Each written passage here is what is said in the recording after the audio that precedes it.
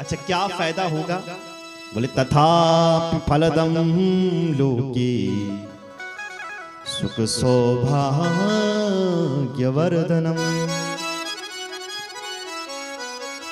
यदि आप अपने गले में महादेव के नाम की रुद्राक्ष को धारण करोगे तो क्या मिलेगा? सुख, और आगे लिख दिया सौभाग्य। सौभाग्य में सब कुछ आ गया। इसलिए अपने गले में रुद्राक्ष धारण करनी चाहिए। अगर आप भगवती माता के भक्त हो तो भी अपने गले में रुद्राक्ष धारण करो, और यदि आप बाबा शंकर के भक्त हो तो भी अपने गले में रुद्राक्ष धारण सिंबल कर। अगर तुम राम के भक्त हो तो तुलसी धारण करो, कृष्ण के भक्त हो तो तुलसी, और शिव जी के भक्त हो तो रुद्राक्ष। और इन दोनों को के भक्त हो तो कुछ भी पहन सकते हो, चाहे रुद्राक्ष चाहे तुलसी, जो मिल जाए धारण करो। कुछ नियमों का पालन करना चाहिए। कौन से महाराज? बोले जब आप रुद्राक्ष पहनो, शिव पुराण कह रहा है कुछ नियम है आपके लिए। क्या? बोले कुछ चीजें नहीं खानी। कौन कौन सी महाराज? बोले मध्यम मांसम तुलसुनम पलांडुम शुक्रमेव च श्लेषमान्तकं विटवराहं भक्षणे वर्जयेत। मध्यम मांसम तुलसुनम, जो महानुभाव अपने गले में रुद्राक्ष धारण करता है उस व्यक्ति को मदिरा नहीं पीनी चाहिए, वारुणी नहीं पीनी चाहिए। जो अपने गले में रुद्राक्ष धारण करता हो या कर रहा हो, ऐसे व्यक्ति को मांस नहीं खाना चाहिए। हो सके तो लहसुन, प्याज, प्लांडुम यानी प्याज, ये कई चीजें बताई, शुक्रमेव च, गाजर, ऐसी जो तामसी चीज है, इन चीजों का विशेष त्याग करना चाहिए। बोलो जय सिया राम। जय सिया राम। ये तो राक्षसों का भोजन है। मदिरा पीना ये राक्षस का काम है। और यदि हम मनुष्य होकर के मदिरा पीते हो, तो इसका मतलब हम और राक्षस में कोई अंतर नहीं है। हम दोनों एक ही। राक्षस में और हम में कौन सा अंतर रह गया? हम दोनों एक ही। रावण तो विद्वान था, लेकिन राक्षस क्यों कहा गया उसे? क्योंकि उसका भोजन अच्छा नहीं था। विद्वान था वो, पर आचरण अच्छा नहीं था, इसलिए उसको राक्षस कहा गया। धरती पर वही राक्षस है जिसका आचरण सही नहीं है। धरती पर वही राक्षस है जो दूसरे के आंखों पर आंसू लाता है। इस धरती पर वही राक्षस हैं जो दूसरी की चेहरे की मुस्कुराहट को छीन लेता है। वही राक्षस है। देवता कौन है इस धरती पर जो दूसरे के चेहरे पर मुस्कुराहट लाता है? वो देवता है। और जो दूसरे को रुलाता है वही राक्षस है। जय सिया। जय सिया राम। इसलिए सज्जन महापुरुषों को चाहिए कि इन राक्षस वृत्ति की जो तामसी भोजन है, इसका विशेष त्याग कर देना चाहिए। बोलो जय सिया राम। जय सिया राम। अब कुछ लोग ऐसे होते हैं, बोले महाराज हम तो नहीं खाते, लेकिन क्या कहा हमारे देवता खान भैरव नरसिंह हमने भी प्रसाद समझ कर खाणु पड़ दो। लोग कहते हैं। अब आप एक मिनट के लिए सोचिए, कौन सा देवता किसी का मांस खाता होगा? लगता है आपको? कोई देवता के खून पीते प्रसन्न रंग वालों नहीं लगता होगा। कौन लगता है? ये तो हम लोगों ने झूठी परंपरा चलाई है कि बैरूनी ये नरसिंह नहीं, अब तो बंद हो गए से। तुम बकरा चढ़ाओ और तब वो प्रसन्न होगा। देखो झूठी परंपरा चला रखी है। और ये परंपरा किन लोगों ने चलाई है? तांत्रिक लोगों ने। जो तांत्रिक लोग अपनी तंत्र विद्या को सिद्ध करना चाहते हैं, तो जब कोई तांत्रिक जब अपनी विद्या को सिद्ध करता है ना मेरी मां, तो वहां पर खून चढ़ाना पड़ता है। तो वहां पर तुम अपनी तंत्र विद्या को खून चढ़ाओ, बकरे का खून नहीं लिखा, अपना अंगूठा काटो और फिर चढ़ाओ और तब अपने देवता को सिद्ध करो। अपना नाखून काटो, चढ़ाओ खून, तब अपने देवता को सिद्ध करो।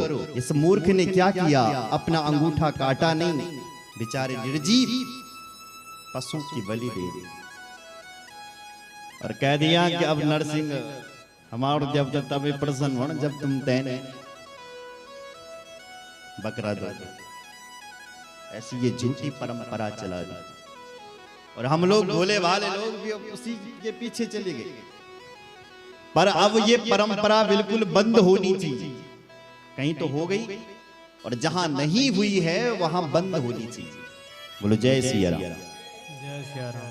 क्योंकि ब्रजवासी जब हर साल देवराज इंद्र की पूजा किया करते थे, तो भगवान श्री कृष्ण ने कहा गलत, एक काम करो, देवराज इंद्र की पूजा को छोड़ो और तुम्हें यदि पूजा ही करनी है तो मेरे गोवर्धन नाथ की करो।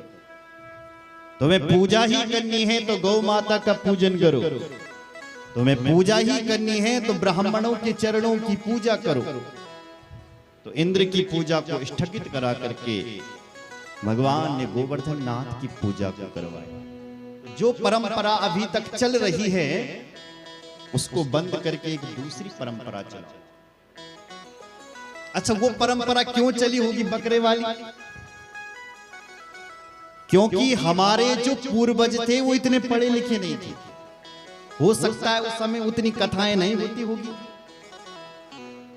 हो सकता है वो रामचरितमानस भागवत शिव पुराण का उन्हें ज्ञान नहीं होगा उस समय। तो लोगों ने जैसा कह दिया विचारों को, ऐसे उन्होंने डर के मारे कर दिया। पर अब तो तुम पढ़े लिखे हो गए, अब तो तुम महीने में 4 कथा सुनते हो, अब तो तुम्हें रामचरितमानस का ज्ञान हो गया।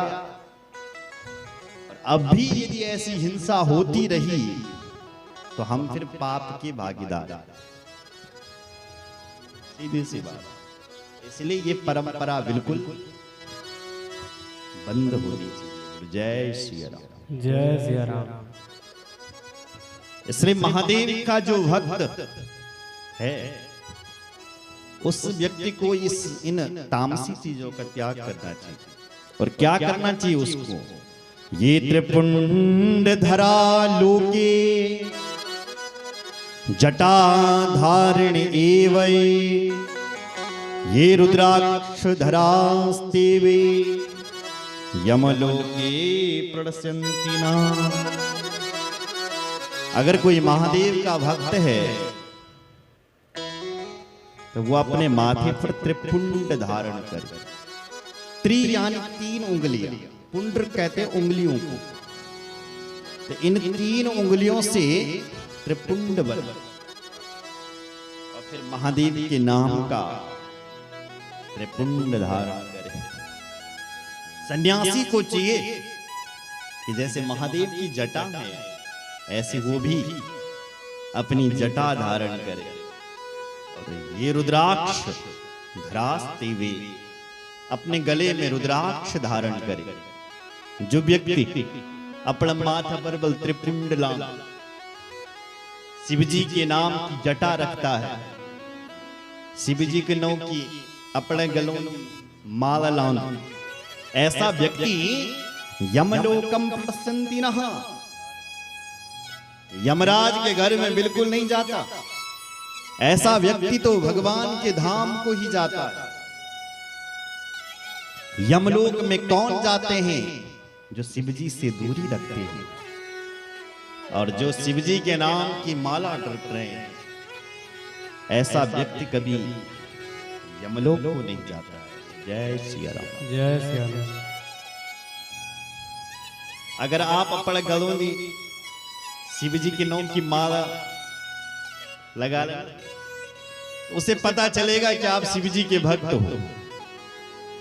आपके माथे पर यदि टीका लगा है, त्रिपुंड लगा है, तो आप की कभी अकाल मौत नहीं हो सकती।